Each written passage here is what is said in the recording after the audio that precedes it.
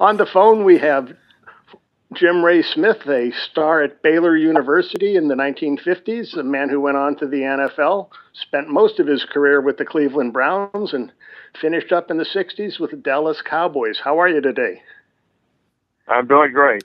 Good. Now, you're from West I Columbia. Go ahead. You're from West Columbia, Texas. Is there an East Columbia, Texas? Yes, there is. It's 1 mile east of West Columbia. East Columbia is on the Brazos River, and it's flooded all the time, so they had to move upland.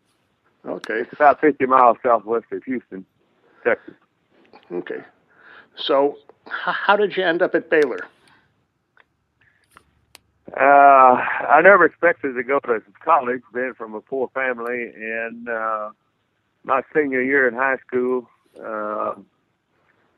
I guess I became a pretty good player, and I was a fullback my senior year, and I was always told fullbacks make great guards, so I guess that's what happened. I was recruited several different schools, all the Southwest Conference schools, and some in Louisiana, LSU, and different ones. I never thought I could play. I just, I didn't know.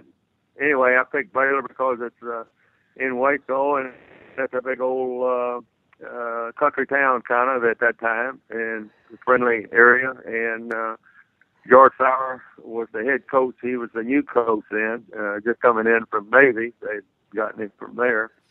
And everything turned out real well. I would say so. Now, did you know of George Sauer's reputation? He did play in the NFL for the Green Bay Packers back in, I think, the late 30s. Yes. I think he went to school at Nebraska, if I'm not mistaken. You're correct about that. And but he and I had a good rapport. He was a great offensive player. Coach, but his defense was something not to be excited about. He hired Bulldog Turner to come down in 1953 to handle the defense, and which was a great relationship. Bulldog and I got to know him real well, and but when it come time to play the game, George Sauer wouldn't let him use his defense that he wanted to use against certain teams. So anyway, that was a kind of a bad omen there. But anyway, we did well in 1953. What defense did Clyde Bulldog Turner want to run? Well, I think he had the umbrella defense and the rotating defenses in the back to where the strong side of the offensive play, they rotated to that side and would back up each other. And George wanted to have 3 deep backs so that nobody could throw the deep pass on him. That was basically what it was. Yeah, well, Bulldog Turner was a legendary figure, certainly. Yes, he was. And again, we became great friends, and he had a lot of stories about the Chicago Bears and what have you when he was there. And he was just a strong person, physically and personality-wise. So how does a former Packer head coach hire a former Bear for his staff? It doesn't make sense. Well, he's looking for a good defensive man, and Bulldog had the Bears back in those days, I guess, in the 40s, and had good defensive deals, and he must have had some kind of rapport, or somebody knew him and said, you ought to hire Bulldog. So, being a kid in college, you don't understand most of that stuff, but I know that Bulldog was very upset because he couldn't, and he only coached there 1 year. When you were drafted as a future by the Cleveland Browns in 1954, was that something you were aware was going to happen?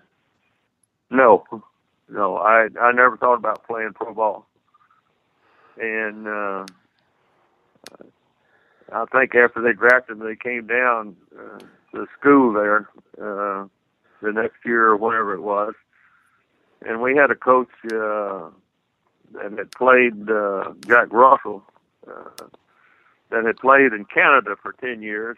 And he wanted to be with me when they came in to Waco and kind of advised me on what to do. And they came into town, and Dick Gallagher was their personnel guy, and they came in, and he offered me a contract, and the coach didn't like it, Jack Russell, and he said, Jim Ray, would you step outside and let me talk to him a minute? And he came back, and he doubled the contract, and he said, now this is what you ought to have. So he acted as your agent before they had agents. Yes, he did. I didn't know what was going on. You know, I was a dumb little kid out of West Columbia, a little old country town. What was Waco like, you know, in the mid-'50s?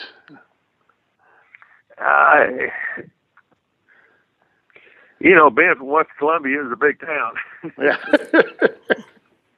And they had 2 theaters there, not one. Okay, and, okay. But the people were great, friendly. The school was, basically everything was a school, you know. We had a stadium that was about a mile and a half from the campus, and in between that stadium and the campus, there was a field that we worked out on, and off of Dutton Street. And we'd go out there, and then during the game time, on Saturdays, we'd go out to the big stadium. Yeah. Was it hard knowing that you couldn't go straight from college to the NFL, that you had to serve in the Army? I really never thought about it. You know, I went to Baylor at about 195 pounds, and I left Baylor at about 115 pounds. And, of course, you know, 53 and 54, both those seasons, we played both ways. There was a new rule that came out. They were trying to save money, the schools were, because the athletic deals, all of their monies and everything is going to the athletic, you know, for college tuition and stuff like that. So they wanted to cut it down, so they went to one platoon. And they cut the recruiting back probably 25%, something like that, to save money. And I believe that's the way it got started and why it was. And so we went both ways, and I always thought I was a better defensive guy than I was an offensive guy, but that's the way it goes. And, when I went into the Army, I'd already been in 1954, the summer months. I went to OCS at Fort Benning, Georgia, trying to, you know, they were still drafting for the Korean War, or whatever they want to call it. And so I was drafted into the Army. That's how I got in the Army, and I just gotten engaged. We played, my senior year, we played Auburn in the Gator Bowl. And one of my teammates, L.G. Dupree, and we went to the Senior Bowl. And we played in the Senior Bowl. And Paul Brown was coaching the other team. And I'm trying to think, Steve Owen was coaching the South. And we won pretty good. But when I got back to Waco, I had a letter there. It said, Mr. Smith, you are now going to report the next morning. I had to go in the Army the next morning, and went to El Paso, and then El Paso up to Colorado Springs, and then to North Carolina. But that was great times. Met a lot of great people, and it's just one of those things. You know, that's part of your life, and you just with it, keep going. And got married in between in April of 55, and April the 2nd of 55 this year, I'll be married 60 years. Congratulations. So, it's a good thing you didn't get All the married same on April. moment. Yeah, good thing you didn't get married on April Fool's Day. If you didn't want it, I wanted to.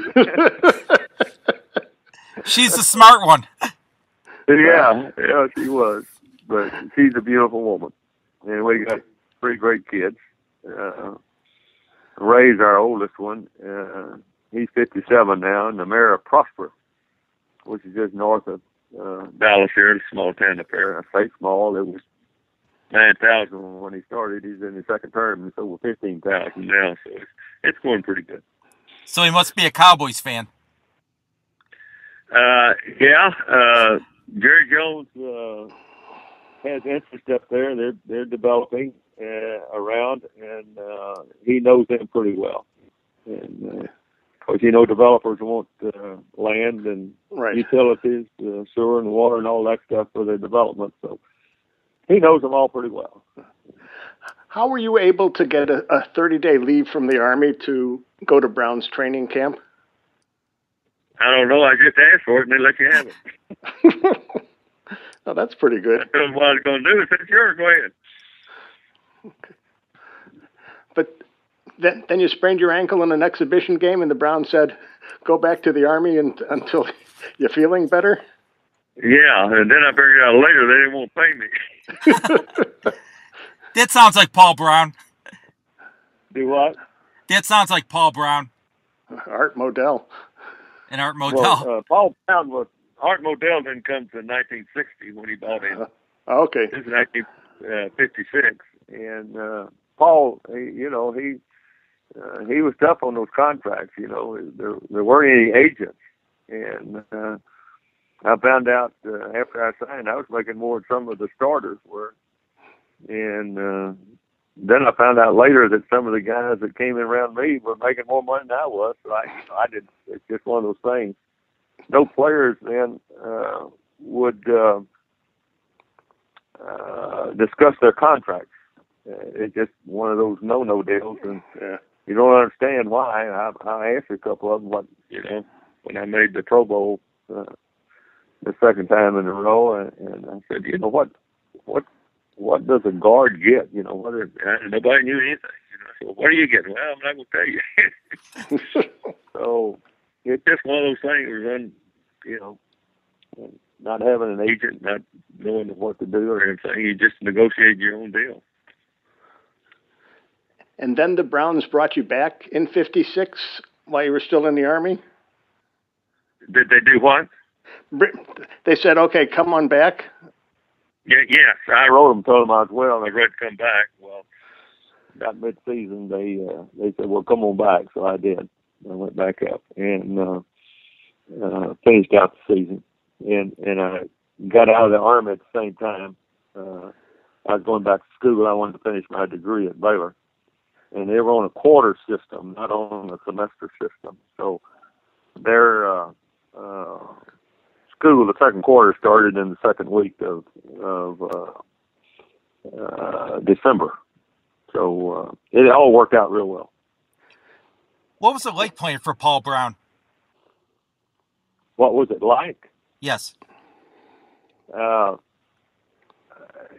At first, I didn't understand what was going on hardly. I understood the discipline, and then it kind of wears on you that everything is precision with him. Everything has to be precise, and his organization is just unbelievable. And he probably gave more to football than anybody. Any other one person, starting with the grade schools and high school and college and pros. He just was a great organizer. And you get these playbooks, and if you lose it, it's $500. And if you're not making much money, $500 is a whole bunch of money. And he would dictate to you. That first day you come in, of course you weighed and got your uniform and everything, and then you'd run the party. You run the party in a full uniform, He wouldn't know how fast you could run in full uniform, not in shorts or anything. He wouldn't know what you run in your cleats and on grass on the field. I think Bobby Mitchell came in. They finally, after the third year, they got him there for training camp. He was in the college all-star game, and then they had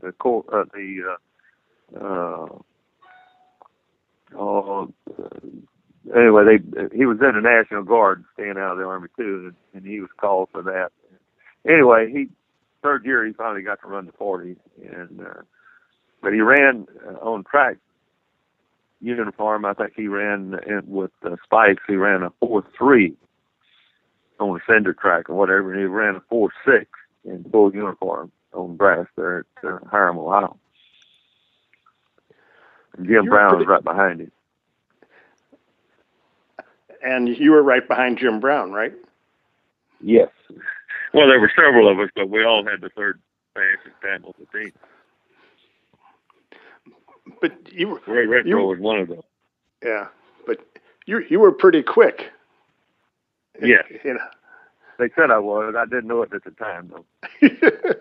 and they never brought it up at contract time, too, I'm sure. No, never did. No one ever said anything about it. I had an article here about 10 years ago. I was looking through some stuff, and it was written by Chuck Heaton with the Plain Dealer. And he was talking about Bobby Mitchell's first time to get timed was 4.6, and then Jim Brown was 4.7.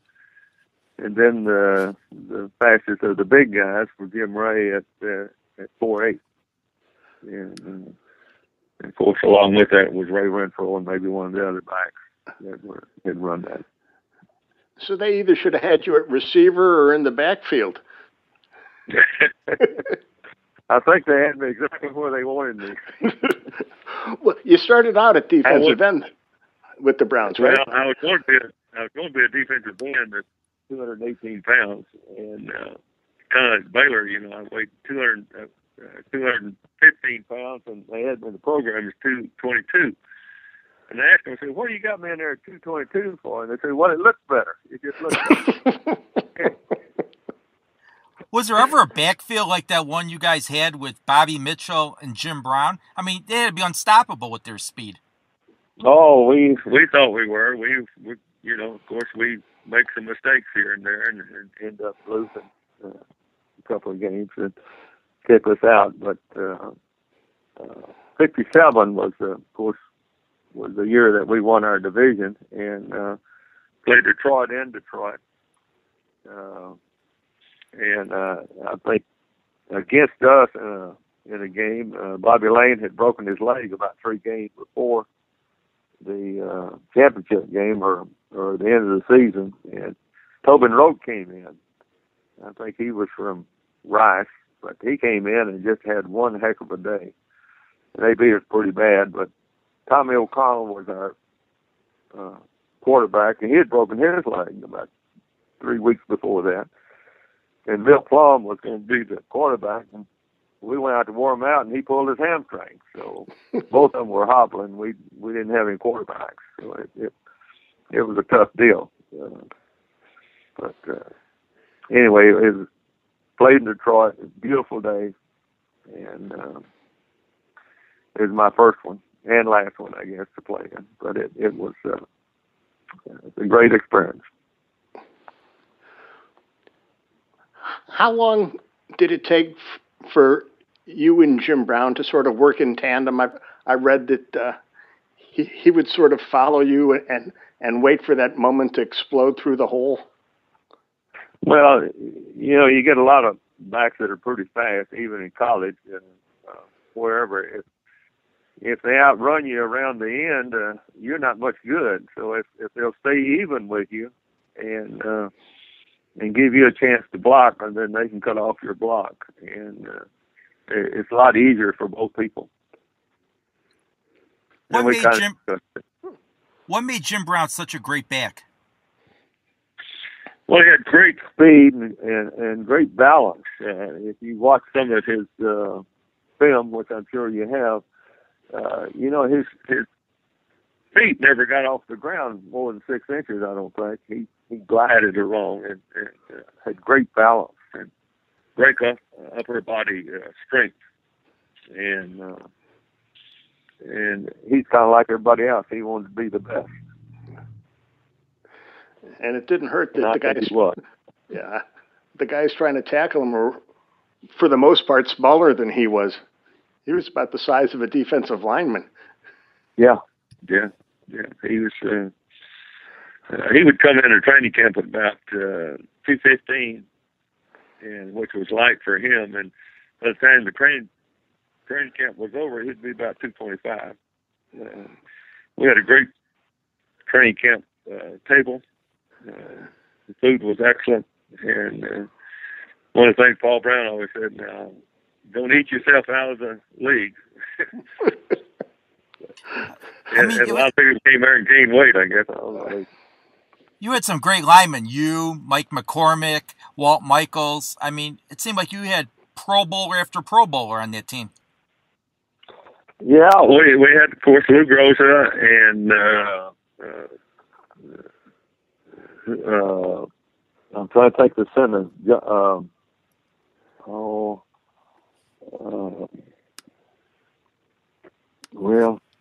Frank Gasky is the one I'm trying to think of. McCormick, Gasky, and in the last couple of years we had Gene Hickerson. And of course, I played 4 years with Chuck Noll. He was with the Browns, and speaking of that, this last Tuesday, the Dallas Morning News had a article by Tim Kellishaw. I don't know if y'all read any of that stuff or not, but it was a headline of the sports page. And he was talking about Belichick deserved a lawfully all-time perch. And he picked the first 6 coaches that he thought ought to be, in that. And Chuck Noll was number 1. He had 4-0 in his appearances in the Super Bowl. And then he had number 2 as Belichick, and Joe Gibbs 3, and Tom Landry 4, and Don Shula was 5, and Bill Walsh was 6. And I look at those guys, and you take Noel and Shula and Walsh and Belichick. I understand. Somebody told me that all of those guys had influence by Paul Brown, either coached for him or was a player under him and what have you. So it's quite interesting, and you could probably go back a lot better than I can, but I've been told that Paul Brown's first 10 years in the league, he was in 10 championships. The first 3 was in the All-American Conference. Right. And then they get into the NFL in 49, and he's in every World Championship game, and he wins 4 of the 7 games in the NFL. I got there in 56, and the last one was in 55, which Otto Graham was a quarterback in every one of those. And I've asked some sports people, they talk about these quarterbacks, and they keep talking about. I said, well, I think Otto Graham was probably one of the greatest quarterbacks. And you look at his record. He played 10 years and played in 10 championships. Yeah. And he won 7 of the 10 championships. Not too bad.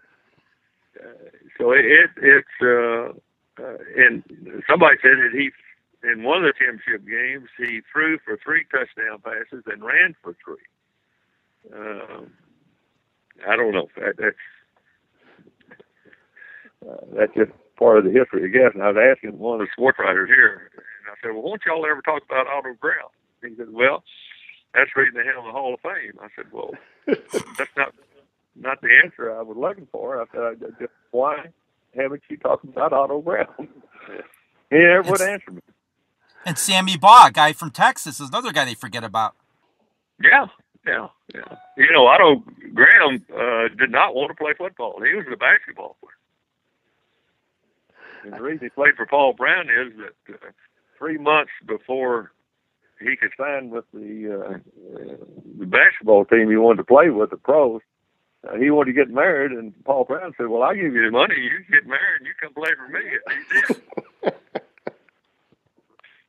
did. I think Otto Graham made the right choice. Yes, he did. And he's a great guy. Although I didn't play with him, but I got to know him through the years.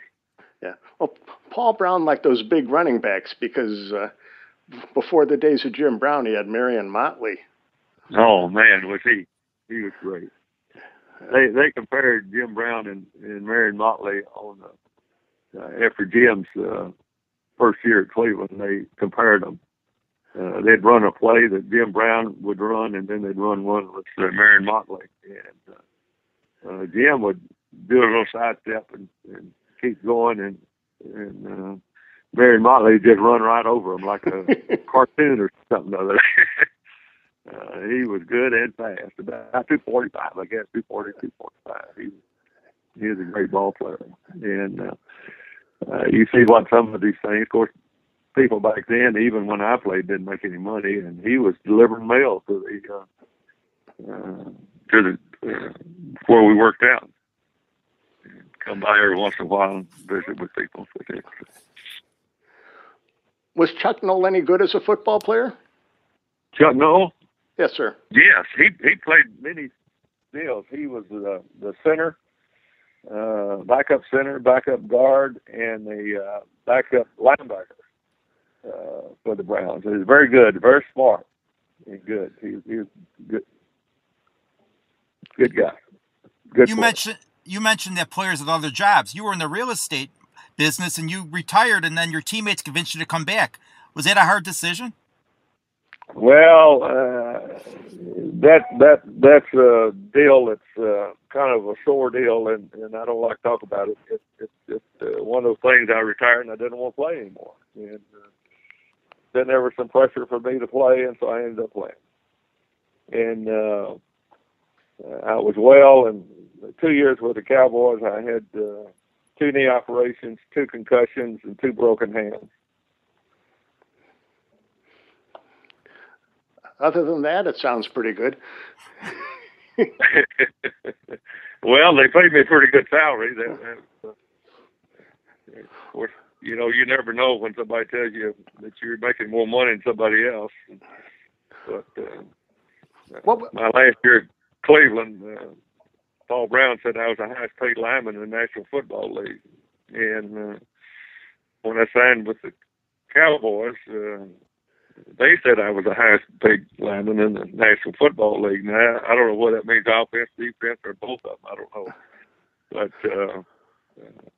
I know I didn't think it was very much. It wasn't enough, whatever it was. Yeah. What was it like going from a storied franchise like the Browns to basically an expansion team in the Cowboys?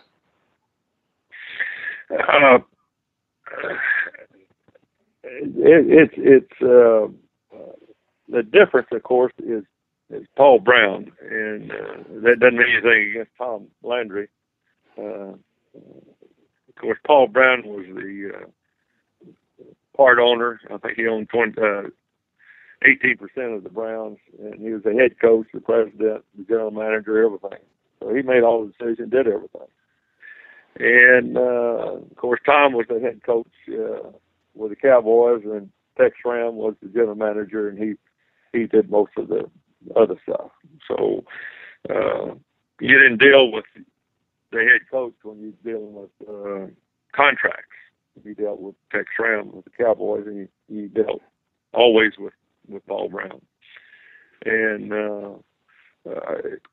you know, you kind of make it fun. I know he called me and he said, "Well, you know, Jim Brown had a great year, and we can't give too many raises." And I said, "Now wait a minute.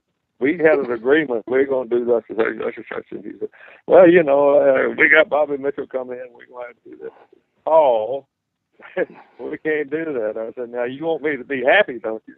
And he started laughing out loud. He said, "Make you happy?" I said, "Yeah, don't you want a happy offensive lineman?" He said, "Okay." When Paul Brown got fired, what was your reaction? Well, I kind of put it that both of us left at the same time.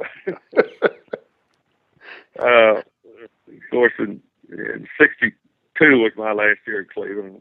Retired, and Art Modell wanted to make sure I was retired. I wasn't just trying to get money or anything, to up my salary. And I said, no, I'm through. I've got my real estate business going good, and I just want to retire. That's it. And Art said, would you talk to the Cowboys? I said, no, I don't want to talk to the Cowboys. I don't want to play. I don't want to get into all of that, stuff. And so anyway, about 2 months later, he and Collier came down and at the hotel and said, we want to talk to you. Come down to the hotel. So I went down, talked to him about 2 hours or more, and finally I said, okay, I'll talk to him, but I'm not going to play. Well, 4 days later, I signed with him. So, did you have to go up against Bob Lilly in practice? He was a defensive end, and then they moved him to tackle, which was where he really needed to be. Yes, I did. What was he like going against? Oh, he's great. He's quick and strong upper body. He and Henry Jordan with Green Bay. Henry was a roommate of mine his rookie year at Cleveland, and then they traded him to Green Bay. He and Willie Davis were traded to Green Bay at the same time. Two all pros and Hall of Famers. Yeah, both of them. And Henry was a great guy, and we became good friends. And his son lives here in the Metroplex area in Irving, I think, here just outside of Dallas. And I told him, I said, I'm the reason that you're here. And he said, how's that? I said, well, Henry kept talking about his girlfriend at home, Olive. And I started calling her Sweet Olive. I said, you got to go home after the season's over and marry Sweet Olive. And he did. And then little Henry came along. When the Browns traded you, they must have felt they made a pretty good deal, because Monty Clark was the guy that went to Cleveland in that deal. Well, what they wanted was something. And otherwise, they wasn't going to get anything if I didn't talk to them. They wouldn't get a trade or anything. They just wouldn't get anything. So to get something, whether it was Monty or whatever. And Monty was a good ball player, and he's a good guy, and ended up being the head coach of the Detroit Lions, I think. Right. And, but he was a great guy. And he was the brains behind those Miami Dolphins. He put that offensive line together. Yeah. A lot of our philosophy was the same. Years later, after he retired, we'd talk at some of the Browns reunions. We'd talk about the offensive line. He'd say something, and I said, "Well, that's the way we did it." Really, and blocking schemes and stuff like that. Who was the toughest player you went up against?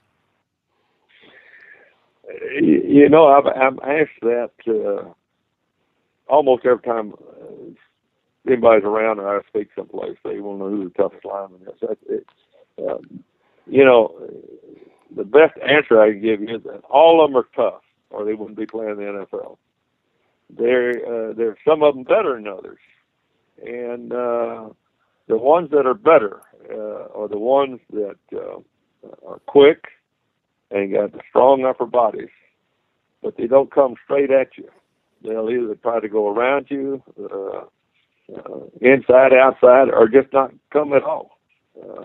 And those guys that you have to really be set up for.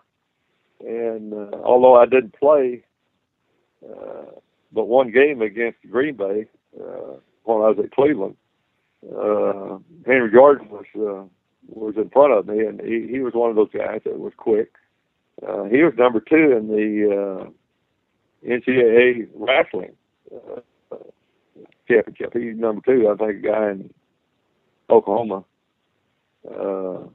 was number one. Hodge, I think his name was, but Jordan was second. So that means he's awful strong in his upper body to be a wrestler like that. And of course, back then, I don't know of anybody hardly that lifted weights. You know, those were no-nos in high school and college and in early pros. When I got out, they started getting on weight programs, and everybody thought if you lift weights, you'd knot up and you couldn't run, you couldn't move.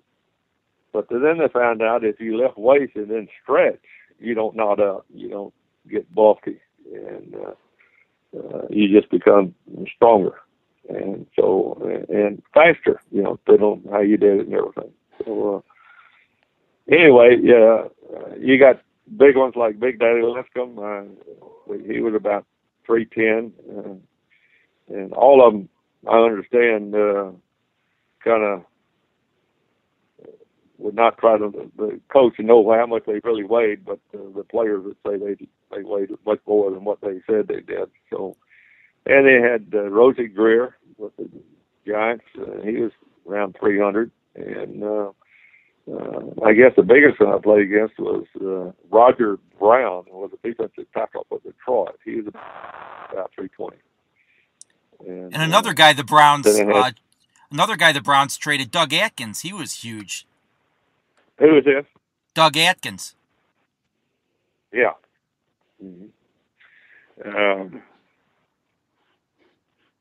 I was trying to think some of they've got rid of some good players, but they had some good ones that they kept. You know, they felt like they could do better with that. I assume that was the reason. You know, Brown had a system of how he picked the players and to stay on the team, whatever, and he'd line up all of his coaches, which were about 4, maybe 5, at night, and he'd get in front of them, and each one of them would have to hold up their hand and, you know, hold up a finger, 2, 3, 4, 5, as to what they thought about different players. They would pick a player to look at, and most of them looked at him, and then that night they would vote on what do you think about it? Is he doing? Should he be kept another week or another few days or whatever?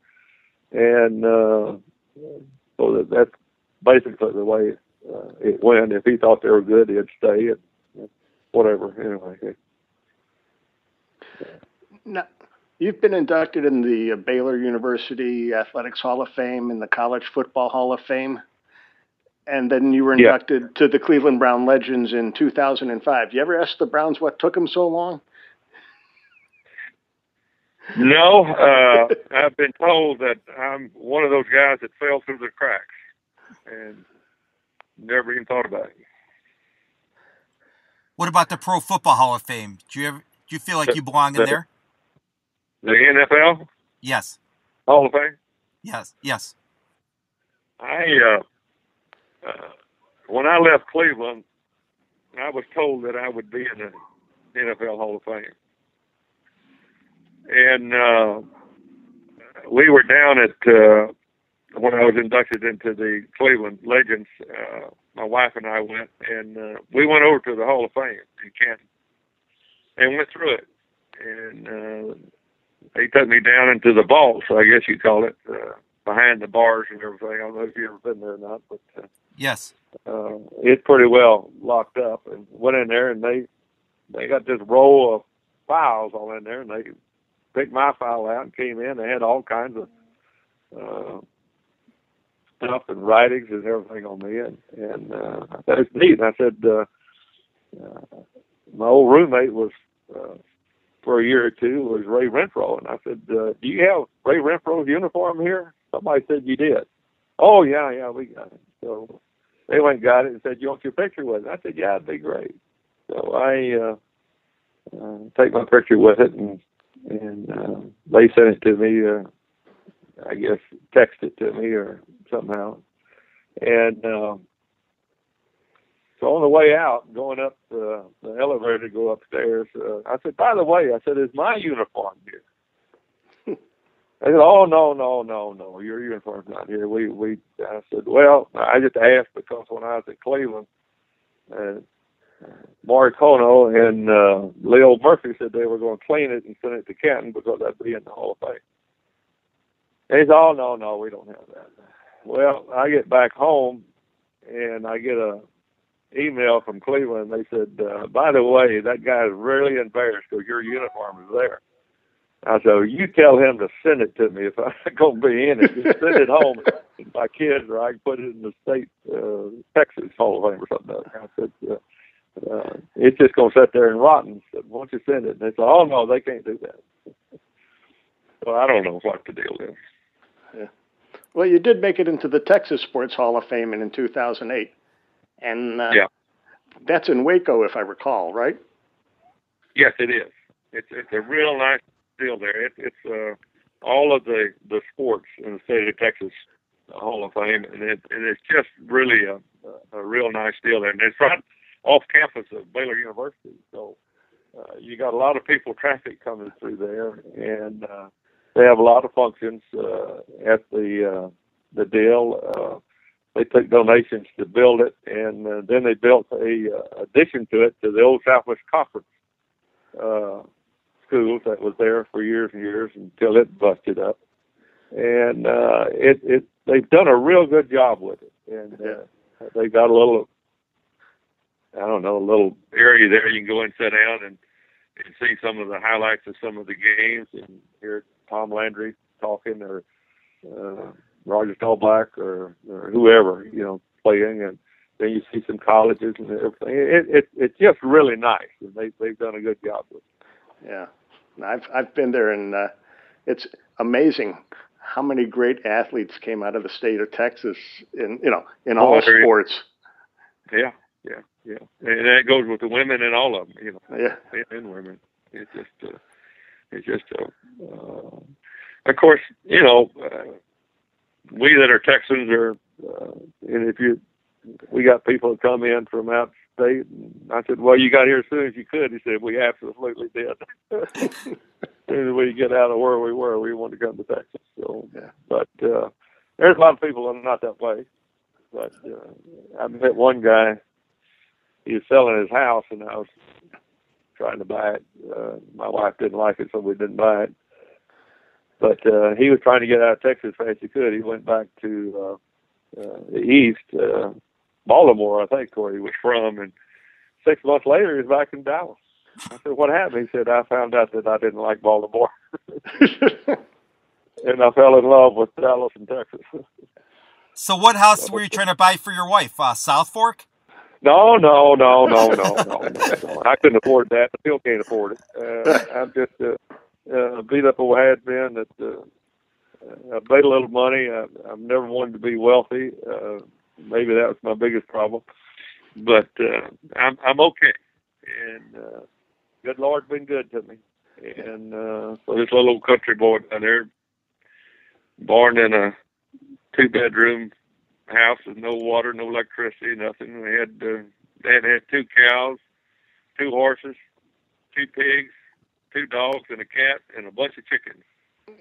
And it was great until I was 7 years old, and my mother and Dad got divorced. And my mother raised me and my older brother and younger sister, and put us all through high school. That was our whole life, was to get the 3 of us through high school. Neither side of my family, my dad or my mother, ever got through the 6th grade. That was the highest. And she just was praying that we'd all get through high school, and we all did, and we all graduated from college. And so she died at 53. She had diabetes, and she died of complications of diabetes. And my dad had tuberculosis and emphysema, and he died at 57. Wow. 56, excuse me. And so it's just been for me, it's been a great life. All my family's gone now. My brother and my sister all passed away. And my brother was a big smoker, and he died about 11, 12 years ago. And my sister about 6 or 7 years ago, I guess.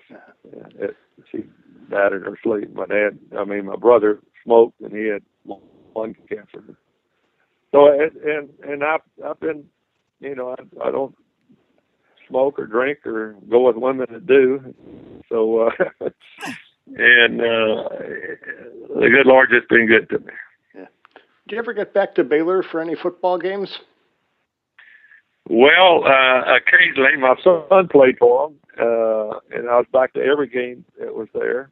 And being a member of the Cotton Bowl Athletic deals, which I've been a member of almost 40 years now, I got to invite them when in 1980, when they played in the 81 Cotton Bowl. My son was on the team. He was a senior then. And I got to invite them to the Cotton Bowl, and that was a great thrill. And, of course, I never missed a game while he was playing down there. But recently, no, I've gotten to where I don't like to get in traffic. I don't like to, you know, just the hustle and bustle of doing it and what have you. I get to where I don't want to fly anymore. Okay. Waiting in lines and parking, and it's just, I don't know. I guess I'm just getting old and lazy or something. Well, you know, it's much better to get old than to not. Yeah, the alternative is not too good.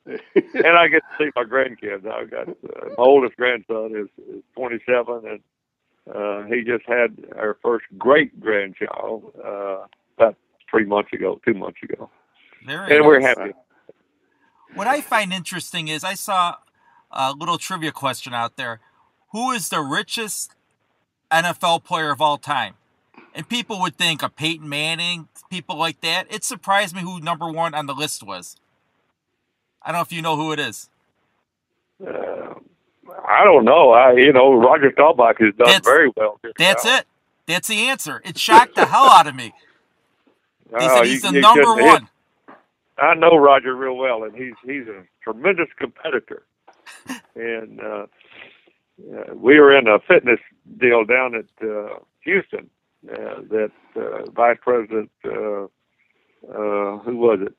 Cheney? Was running it, and Roger was down there, and we had a fast walk, we had basketball shooting, we had weightlifting, we had everything down there. And we got into this weight deal, pressing, and we got up to about 215 or something like that. And he jumped in there and got up to 225, and I passed. I said, I'll go to the next group. So he got up to about 235 or something like that, and he couldn't do it. So I got over and did it. It made him mad. He didn't know what to do. He didn't like to lose, and of course he got 3 tries at it and never made it. But it was a lot of fun. It's good to be with people that are competitive like that. And you have a lot of fun with it. Being on the Cotton Bowl Association, do you miss the days when the Southwest Conference was one of the teams that would always be in it? Do you like this new? We were talking about it this year. There's John Scoville. His dad was Mr. Cotton Bowl, and of course he's on the committee. He and I, he's a year ahead of me as far as longevity with the Cotton Bowl, and we're all past chairman of the Cotton Bowl. And but I got to travel with Phil Scoville. I was on the team selection committee, and we're talking about how we selected the team to play the Southwest Conference champion. And we reminisced about different places, and I'd always go with Phil Scoville, his dad, and he'd always show me where all the ice cream parlors were. We loved ice cream, and that's the first place we'd go to the ice cream. Get us a big old ice cream deal, and of course, most other people they'd had for a bar or something, but we'd had for the ice cream deal, and had a lot of fun, and you get to meet a lot of wonderful people. We had Notre Dame in here and involved in that, and going up and watching them and being with them and having a lot of fun. They were. It was funny. I played in a college all-star game in 1955 in Chicago there. And we played the Browns and beat them. And I just found out about a year ago why we beat them. Otto Graham had retired, and he didn't play in that game. But Paul Brown got him out of retiring after that. He got beat by the college all-stars. And but anyway, it was a lot of fun. It just I don't know where I was going with the story. You know, that's part of the aging process. You get going on a story, and you got all these trails that go out different ways, and you start chasing them. In the real estate business, we call it chasing rabbits. You know, you chase one rabbit, you think you can get him, another rabbit comes along, and you won't chase it. So anyway, you get lost in all that you're doing. And, but anyway, That's the key to a long life. We talked to Charlie Winter a couple weeks ago. He's 90-some years old. He eats ice cream every day with his wife. So just keep eating the ice cream. Well, that helps. and not going hunting with about Vice. 75, which was several years ago. I'll be 83 next month. And I had my shoulder ball on my shoulder removed and replaced with a titanium cap about 4 years ago. And since that operation, everything is just kind of slowly going down. I don't know whether it was the operation or the getting taken out, because I still walk a little bit, but I was walking like 4 or 5 times a week, 3 miles, and doing a little bit of weightlifting, but a little bit of exercises and what have you. Nothing heavy, anything just to kind of keep in tone. But after that operation, I couldn't do anything for about 6 months or more, and then for about actually a year or 2 years. And you get out of habit of doing those things, and your whole body goes down. And I think the biggest thing, you know, in keeping fit and what have you, is exercise. I think you got to keep your blood flowing. And the blood is what cures everything in your body. You know, it carries oxygen, and oxygen is what cures things. So at least I'm told that, and I believe it. And I think it's been that way. And I just, I don't know, whatever. I just think exercise is good for you. And although right. I'm not doing as much as I should. You're right. Key to long life: exercise, ice cream, and don't go hunting with former Vice President Dick Cheney. Well, I do hunt and I do fish. I've got a little place north of Dallas, about 30 miles from the house here, and I've got a 3.5 acre pond on it, and I have loaded it with bass. So you won't go hungry. Yeah. Well, I've enjoyed it. I don't know if I did any good or you can use any of this stuff. Just remind everybody he's just a beat up old has-been. But it's better to be a has-been than none at all, I guess. Definitely.